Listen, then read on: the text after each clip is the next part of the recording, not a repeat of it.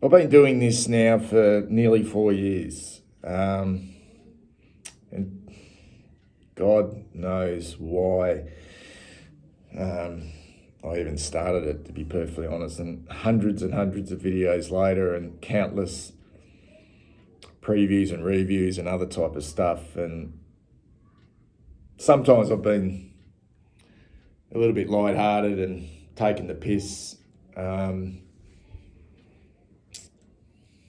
up with stupid analogies. But this preview, the pain I'm feeling right now is something I've never felt about football before, ever. And I've been following this game and this football club since the day I was born. And it wouldn't matter if I'd done this video last night, or I waited a couple of days, or next week. I know the dust won't settle on this one. And it is an accumulation of 2 weeks. And you could go back further, but it's an accumulation for me of the last 2 weeks. And probably for the first time on this channel, and it is self-absorbed. It is very self-absorbed. I probably feel like for the first time I'm speaking to half of probably 95% of the Carlton people out there, the fans. And that's not my intention. It's definitely not my intention to do that. There'll be no ranting and raving. There'll be no finger pointing and blaming. Because right here, right now, it's not going to make me feel any better. In fact, it probably just eat away at me even more. And for the most part, that team of ours yesterday, the effort, like last week, was 100%. If you're talking about effort and application. But I suppose one thing I am grappling with at the moment, and something I suppose I'm holding on to somewhat, is the juxtaposition of the last 2 weeks. And what I mean by that is the complete contrast of emotions, which I haven't felt for an eternity as a Carlton football supporter. And the last, say, previous to this year, but the last, since I started this, and even before that, it's been anything but that. And with this incredible amount of pain that I'm feeling right now, which will not go away, and this is not about reflecting next week or the week after and going, wow, how far have we come and we've done this. It's not so much about that. But what I mean by the juxtaposition is the Melbourne game and this Collingwood game, being there and being a part of that, I felt alive, really alive, throughout the game, before the game.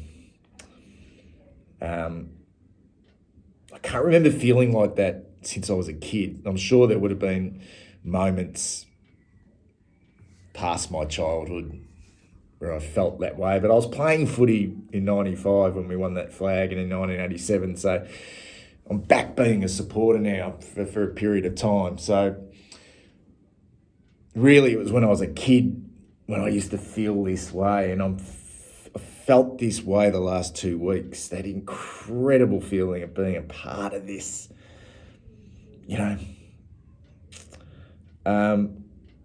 But with that feeling of being alive, what's transpired in those games, back-to-back games. I mean, it can happen once, but it happened twice. It's like alive, dead, alive, dead. And it's the deadness right here, right now, which is overpowering. I hate to use that word dead because it's not true. We'll be back as a fan base, but it's probably not going to go away until we resume next year. There's no excitement of what's going to happen over the next month or so. There's no excitement about trade. There's none of that. It's just going to be a dead feeling from my point of view. And it's not a humiliation. I thought it'd be humiliation. You know, I mentioned in my preview the fact that it's Collingwood and they sealed our fate and the manner in which they did. It would be humiliation. It's not that. I'm not humiliated.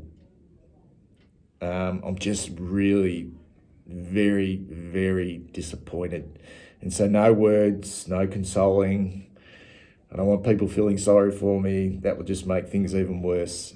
I'm just bitterly, bitterly disappointed.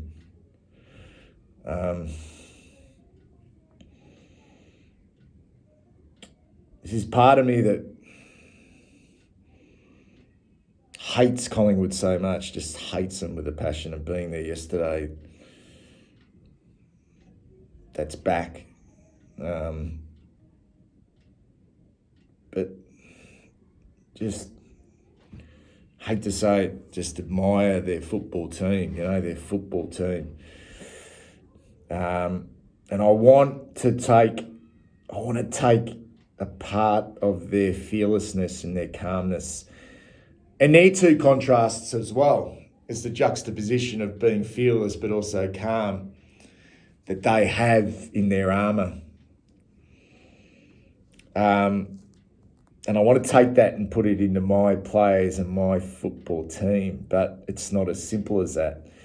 I want to transplant some of that. Because the thing that really is eating away at me at the moment, and I'm not going to finger point, is there are quite a few players on our list who are stars. Who are stars. When they turn it on, they turn it on. They can do their miraculous. But they don't have that ice in their veins. Like a Jamie Elliott or a Scott Pendlebury or even a Jack Ginnivan. We don't have that. Is that necessarily the thing that's holding us back? I don't know. It's just that the last 2 weeks have shown whether it's mental, whether it's smart.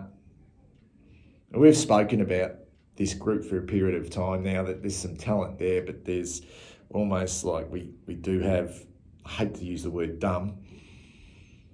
And I would love to think it's just experience, but there's a history now. There's a history of building history. And I don't want this to turn into a real tragedy, because right now I'm feeling like it's tragic. I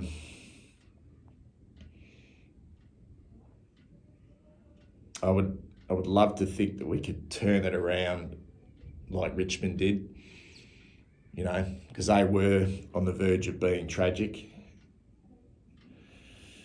So I'd love to think that within that team that we're not quite seeing right here, right now, that there is some players who have, for want of a better term, ice in their veins, and that fearlessness and that calmness.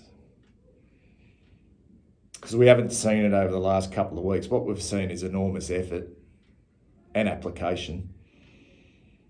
But you need more than that. You need more than that. And right here, right now, we just haven't got that. We just weren't quite good enough to get the job done. But it's the lost opportunity.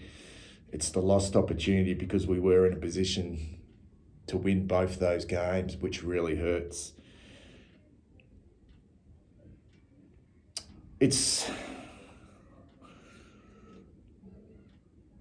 just want to acknowledge, and I think moving forward, we really need to grow the leadership and continue to grow that. And right here, right now, it's not necessarily about game plans. It's not, who we can bring in and who we can bring, who gets delisted. All those things will be important with time. We focus on the composure and, but I feel like the thing that will hold us in fairly good stead is the change in culture at this football club, that it is different. It is different, and if you can't see it, it is different in regards to the behind the scenes work, through the coach and the CEO, and just it is different. But that doesn't feel like it's necessarily right here, right now, working in those moments. But with that change in culture, it needs to be really strong now, really strong, because that will sting. That will sting this group. And there's no guarantees. There is no guarantees in this game. But I will acknowledge one individual yesterday, and that's our skipper, our warrior, Patrick Cripps. And I've been critical at times of Cripper.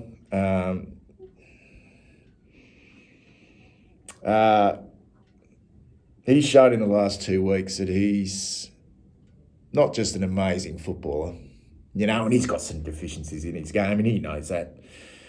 He's not the cleanest player going around, but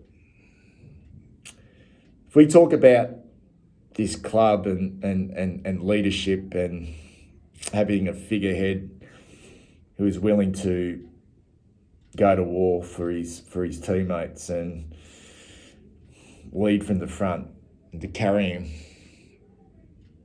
them on his shoulders, then this is the bloke. This is the bloke, and the others have to grow underneath him, don't they? And I think they can. I think the others will come with him and grow with him, and that's part and the big part of the change in culture. This leadership. Yeah. Anyway, I'm going to finish up. I'm not going to say stay strong, because I don't necessarily mean it. Just I don't know. If you feel like you just need to just zone out or whatever it is, or cry or moan or feel sorry for yourself, then just do it. There's no remedies here, guys. It's just suck it up and